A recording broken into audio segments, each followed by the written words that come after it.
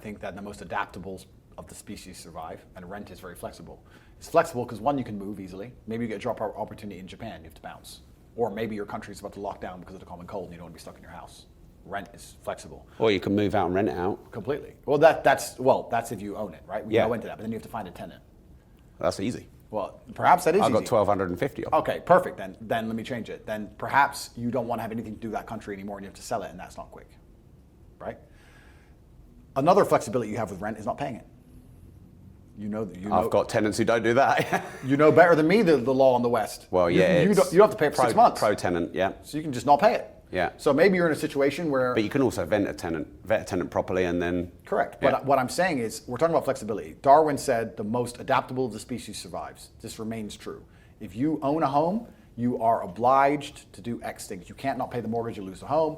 If you own the home, you have to upkeep it, etc. I'm saying if you rent a house, you can move if you get a better opportunity.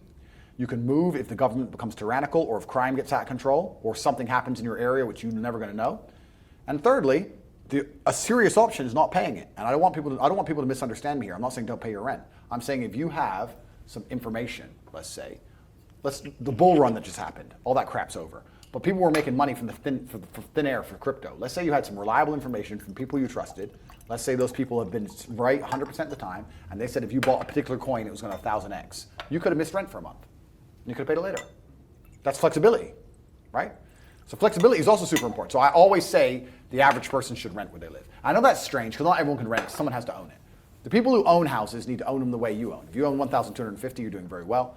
The way I own a house, it's not a mortgage. It's just give me this, beep, put on the card, bang, done. I own it, done. I don't live there. There's no work for me. If I had to sell it, I'd never need to sell it quick. I'd never need the money fast. It's something. It's just an asset. But that's why I say most people should rent until they're wealthy enough to buy it in cash. If you can't buy a house outright in cash, you shouldn't buy it. And even then, if you buy it, you need to be very careful. You need to make sure that that government is never going to turn on you. That area is never going to become downtrodden. And also understand that owning a house isn't free. There's property taxes, there's maintenance, there's upkeep. A lot of the time, by the time you pay all that shit, it's not far off rent. Why would you not turn the bank system on themselves and get a mortgage on the property and leverage the bank's money and then have better opportunity cost of capital rather than buying houses for cash?